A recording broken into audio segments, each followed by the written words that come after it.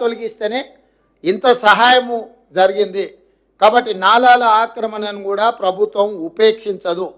మీరు కూడా జిల్లాలలో, నేను ఇవాళ మహబూబాబాద్ వరంగల్కి చెప్పట్లేదు, తెలంగాణ రాష్ట్రంలో ఉన్న అన్ని జిల్లా కలెక్టరేట్లకు ఈ నుంచి నేను ఆదేశాలు ఇస్తున్నా. మీ ప్రాంతాలలో ఎక్కడైనా చెరువులు కానీ నాలాలు కానీ ఆక్రమించుకుంటే మీరు మొత్తం వాటిని లిస్ట్ అవుట్ చేయండి.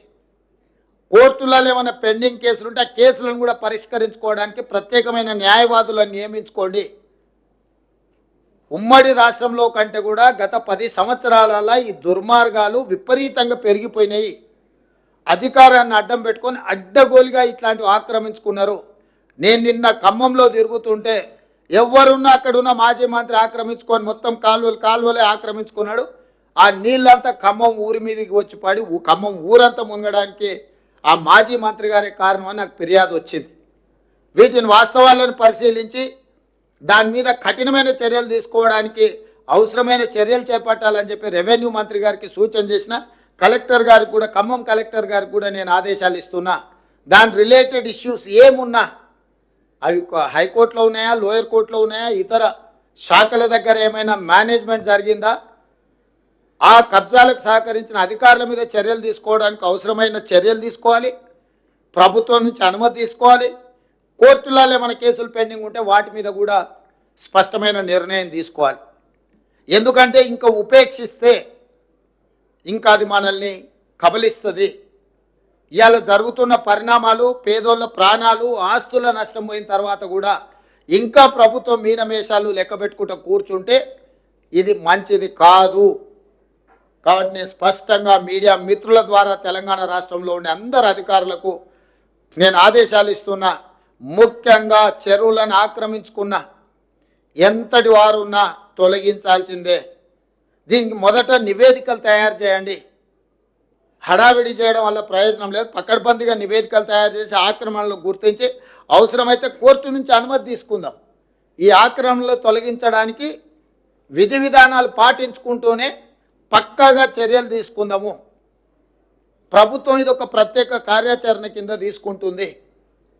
ఈ ప్రభుత్వం ప్రాధాన్యతతో కూడుకున్న పనులలో చెరువుల యొక్క ఆక్రమణలను, నాలాల ఆక్రమణలను తొలగించేది చాలా అత్యంత ప్రాధాన్యతతో కూడిన కార్యక్రమంగా తీసుకుంటాం. మేము రకరకాలుగా స్పందిస్తున్నారు నాయకులు.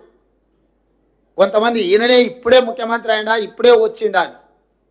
అవునాయన, నేను ఇప్పుడే ముఖ్యమంత్రి అయినా, ఇప్పుడే అధికారం వచ్చింది, అధికారం పేద ప్రజలకు ఉపయోగిస్తున్నాను. నేను ఇన్నాళ్ళు మీ చేతుల అధికారం ఉండి మీరు ఆ ప్రభుత్వంలో మీరు మంత్రిగా పనిచేసారు. మీరు ఆక్రమించుకుంటుంటే కళ్ళు మూసుకొని ఉన్నారు. ఇప్పుడు నేను కనీసం చేయాలనే ప్రయత్నం చేస్తున్న కొంతమంది నాయకులు మాట్లాడుతున్నారు. నేను వాళ్ళ పేర్లు ప్రస్తావించదలుచుకోలేదు. ఎందుకంటే ఇది కొంత ప్రజలు ఇబ్బంది పడుతున్న, కష్టపడుతున్న సందర్భం. పెద్ద రాజకీయాలకు తావియదలుచుకోలేదు. ఇక రెండవది, అమెరికాలో జల్సాలలో మునిగి తేలుతున్నాయని కూడా ట్విట్టర్లో మా ప్రభుత్వాల మీద, మంత్రుల మీద దాడి చేస్తున్నాడు. నిజంగానే నీకు కన్సర్న్ ఉంటే 4 రోజుల నుంచి ప్రతిపక్ష నాయకుడు ఒక పలుకు కూడా పలకలే, బయట కూడా కనిపిస్తలేడు. ఆయన ఎక్కడున్నాడో తెలియదు. ఆయన పుత్రుడు అమెరికాలో జల్సాలు చేసుకుంటూ ఆయన ప్రభుత్వం మీద బురద జల్లే ప్రయత్నం చేస్తుడు. 4 రోజుల తర్వాత మేము ప్రశ్నిస్తే ఇవాళ ఒక ఆయన బయలుదేరాడు, సూర్యాపేట పోయినట్ట, ఆ నుంచి ఖమ్మం పోయినట్ట. 100 ఎలుకలు తిరిగిన పిల్లి తీర్థయాత్రలు పోయిందంట. ఇంక ఇట్లాంటి తప్పులు చేయనని 10 ఏళ్ళ నుంచి ఆక్రమించుకున్నది మీరే. ఖమ్మంకు వెళ్ళిన మాజీ సాగునీటి పారుదల శాఖ మంత్రి హరీష్ రావు గారు, మిమ్మల్ని సూటిగా నేను అడుగుతున్నా, మీ మాజీ మంత్రి పువ్వాడ అజయ్ ఆక్రమించుకున్న కాలువల్ని తొలగించడానికి మీరు ఖమ్మంలో డిమాండ్ చేయగలరా? నేను మీ దగ్గరికి అధికారులను పంపిస్తాను. ఎందుకంటే మీరు గతంలో చెరువులకు సంబంధించిన minor irrigation and major irrigation మినిస్టర్గా మీరు పనిచేసినారు. రాష్ట్రం పట్ల పూర్తిగా సంపూర్ణమైన అవగాహన ఉందని మీరు పదే పదే మాట్లాడుతుంటారు హరీష్ రావు గారు. పువ్వాడ అజయ్ ఆక్రమించుకున్న కాలువలను తొలగించడానికి మీరు చిత్తశుద్ధితోని మీరు సహకరిస్తారా?